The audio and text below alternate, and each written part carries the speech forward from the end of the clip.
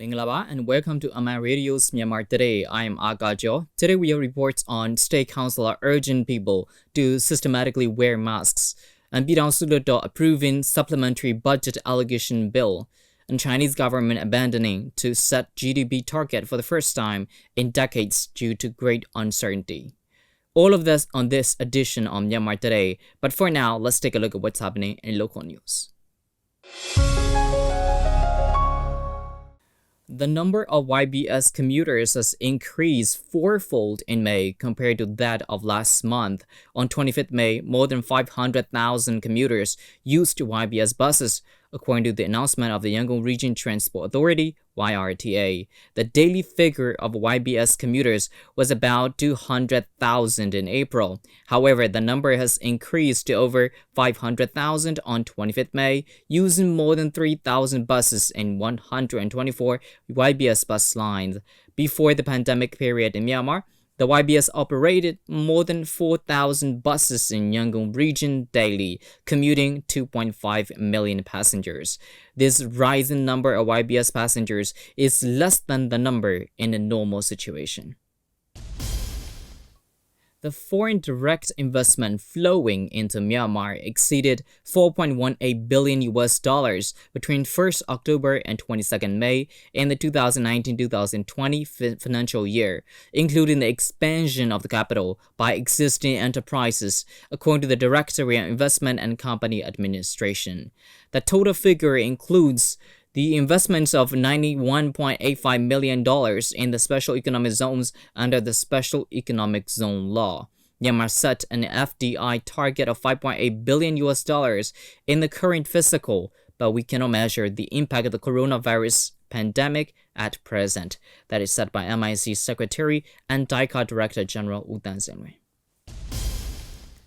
The relief flight of Myanmar National Airlines landed at the Yangon International Airport yesterday afternoon, carrying 80 Myanmar citizens stranded in Gaya and nearby areas in India due to suspension of the international flight. On arrival at the airport, officials from the Ministry of Labor, Immigration and Population, the Ministry of Health and Sports, and the Yangon Region government helped for their 21-day quarantine period at the designated places in line with the regulations of the immigration and medical checks. The Ministry of Foreign Affairs is currently arranging flights to bring back the citizens in coordination with the Myanmar Embassy in the capital of India and relevant ministries of Myanmar under the directives of National Level Central Committee on Prevention, Control and Treatment of Coronavirus Disease 2019.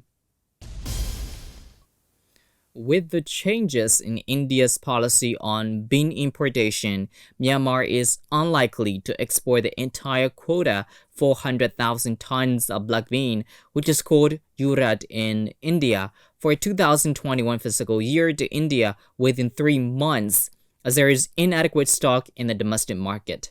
That is said by Secretary U Minko U of Myanmar Pulses, Beans and Sesame Seeds Merchant Association. Earlier, India is set to import 400,000 tons of black beans for the next fiscal year by March 2021. It changed policy and narrowed the import deadline to 3-month period according to its recent notice. That's all with the local news. Now we'll move on to our first report. State Counsellor Pyidaungsu Hluttaw held the reusable homemade cloth face mask competition through her Facebook with the aim of ensuring the local people to get a habit of wearing masks. After announcing the winners from each category in the competition, the State Counsellor held a video conference meeting with the winners about their experience during the competition. As a way to prevent the spread of the COVID-19 virus, people have started using reusable homemade cloth face masks instead of the surgical masks. State Counsellor Pyidaungsu Hluttaw also urged people to use reusable homemade cloth face masks as a habit every time when they go out from their home, as everyone is now okay with the use of surgical masks every day. State Counsellor held the reusable homemade cloth face masks competition through her Facebook with the aim of the local people to get a habit of wearing masks. The State Counsellor unveiled the winners and the winning masks that were chosen by the most likes from her Facebook page. Most winners in other categories of the contest were announced too. The State Counsellor also held a video conference meeting with those winners in all categories to explore more about their experience through the competition. Dr. Jojo Win from United States of America, the winner of the competition, said about the social distancing and the situation he faced. knowledge တခုအသိပညာလေးကတော့ဒီယောဂကိုနဲ့ပတ်သက်ပြီးရတယ်ဒါပေမဲ့မပေါ့ဆသွားဖို့တတိမလွတ်ဖို့ပေါ့အမေအရာရာတိုင်းမှာ social distancing ကတော့ခက်ခဲပါတယ်ဒါပေမဲ့ကျွန်တော်တို့ကဒါတွေကိုမလျှော့တော့ဆွဲနေ In this situation, we have to be cautious a lot. I've seen that most people from Myanmar follow the rules and regulations. They wear masks, they do social distancing. That's why the confirmed cases became fewer, and nearly all the patients are on the road to recovery. This virus can stay in our body without showing symptoms, so there can be a lot of silent carriers in our surroundings. In the US, we have to stay each other from 6 feet apart wherever at the markets or the restaurants. The State Counsellor also said about the reasons why she held the competition.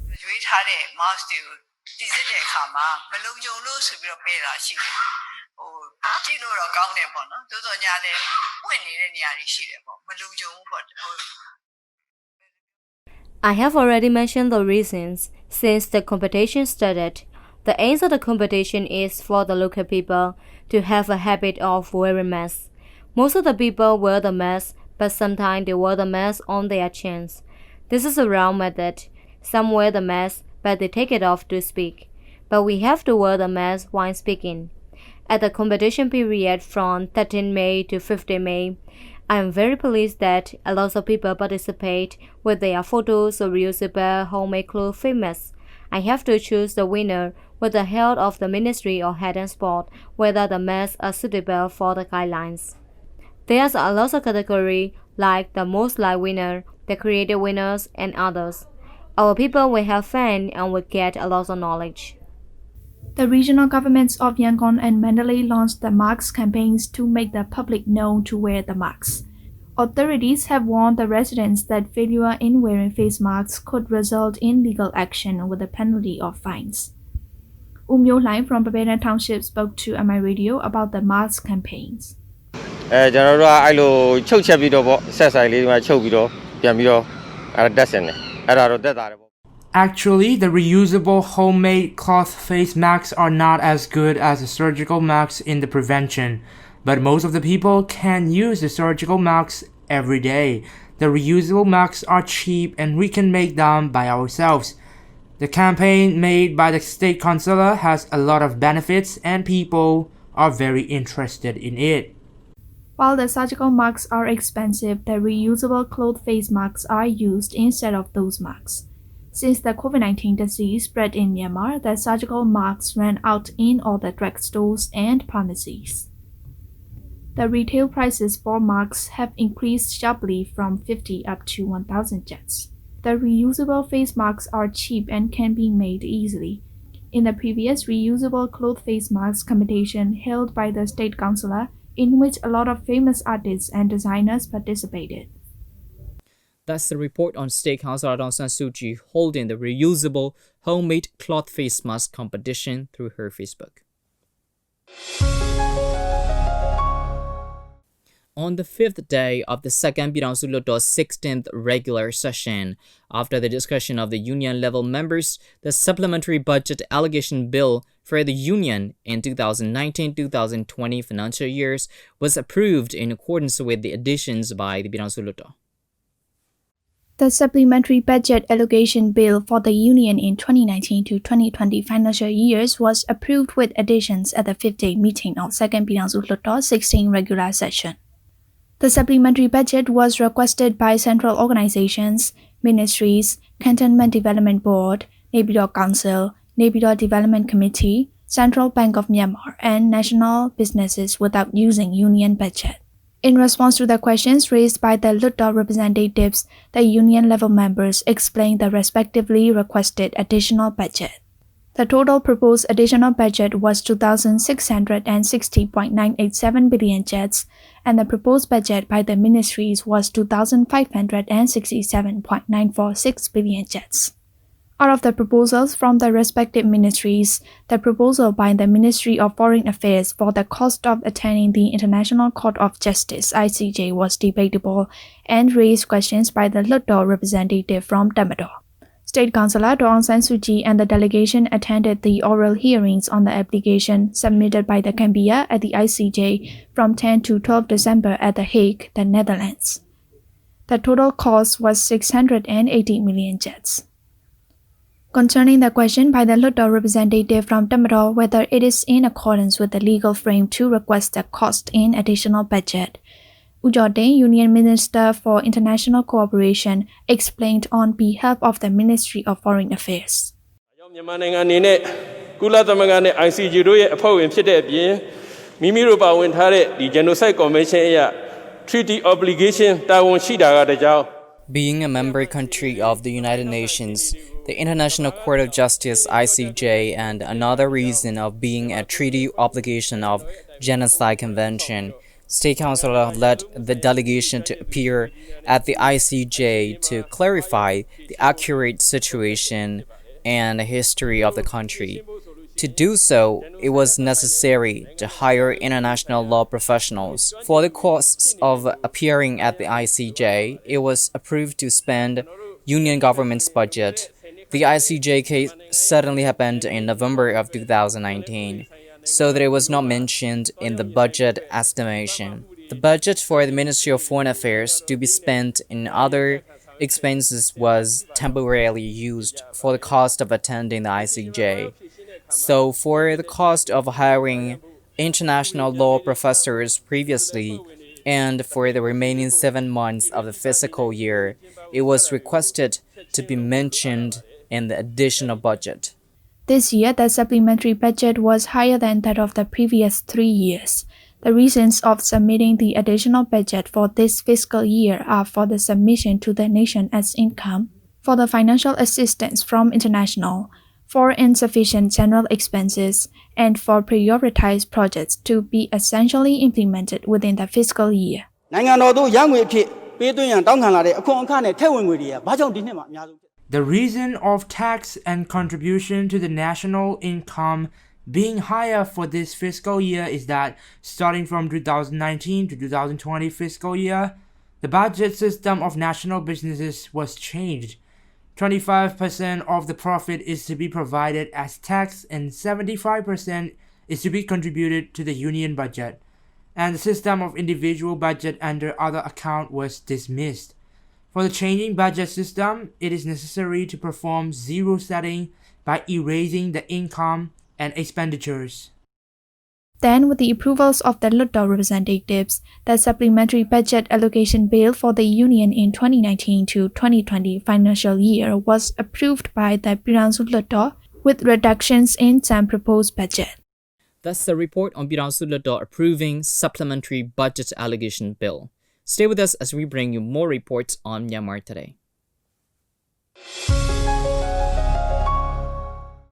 The Chinese government opted not to set a growth target because of the high level of uncertainty caused by COVID-19 and its effects on the global economy. This move marks the first time the government did not set a target since records began in 1990. For more on the rationale behind this strategy and the effort for China's economic growth, take a look at the full report.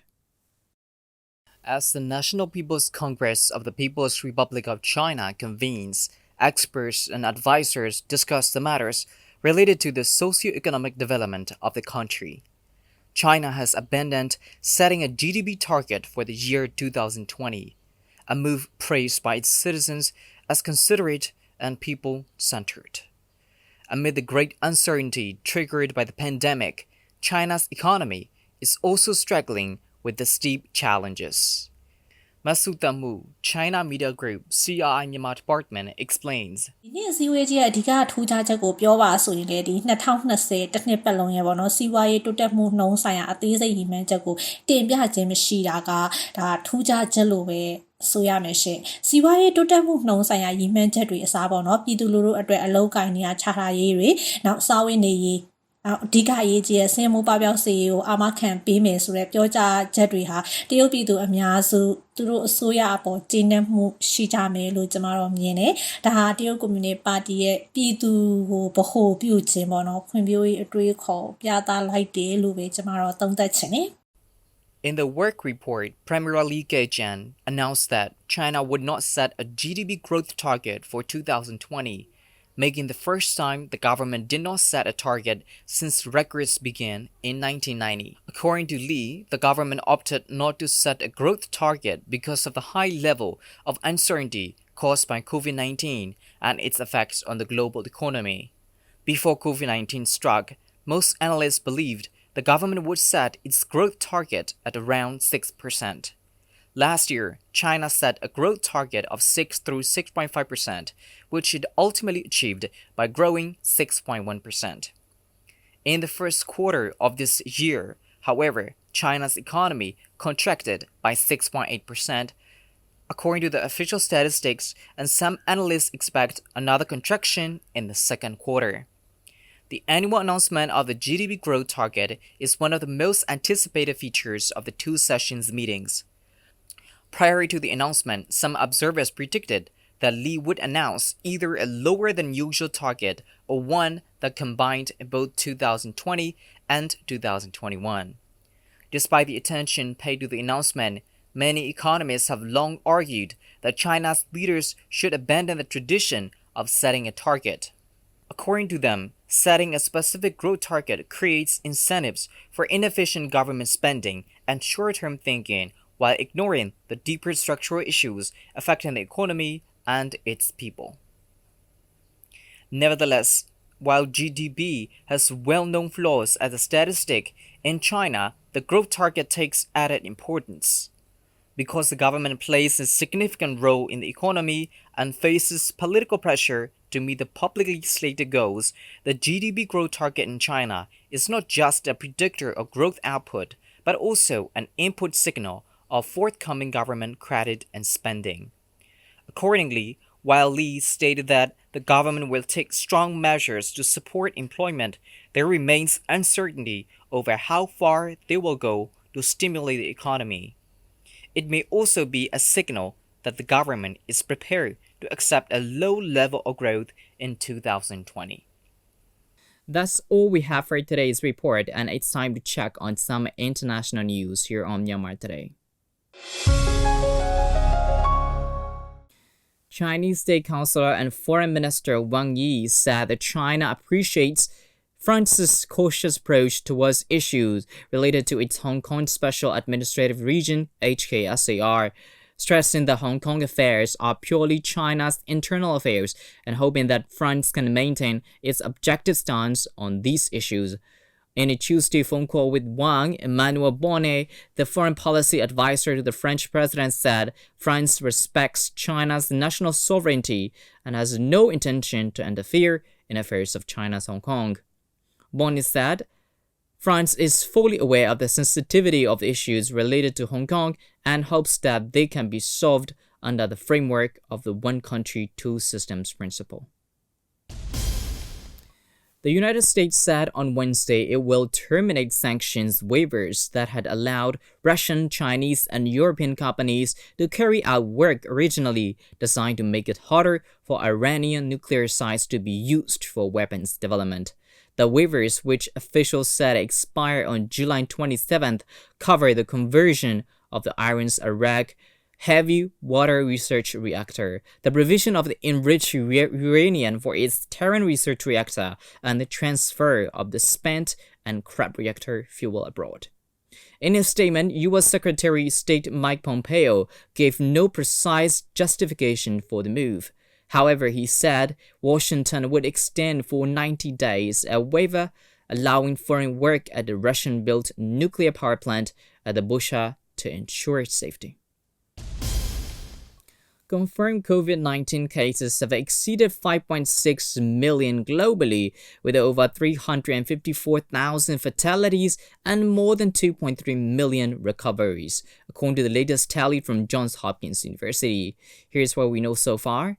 The Chinese mainland has 82,995 COVID-19 cases, of which 1,734 are imported. Also, 413 asymptomatic patients are under medical observation. China's COVID-19 death toll stands at 4,645. The COVID-19 death toll in the U.S. topped 100,000 on Wednesday from nearly 1.7 million confirmed cases. The Spanish government has declared 10 days of mourning starting on Wednesday for the over 27,000 people who have died from coronavirus in the country. Russia will gradually ease restrictions on domestic tourism starting June 1st. President Vladimir Putin on Tuesday announced a Victory Day parade will take place in Moscow on June 24th. The WHO says the Americas are the new epicenter of the disease. And that's all we have for today. Thanks for joining me on Myanmar Today. I'm Agajo. Have a great day, everyone. Stay home, stay safe, practice good personal hygiene, and follow instructions strictly. Always be on high alert for important news. I'll see you again. Goodbye.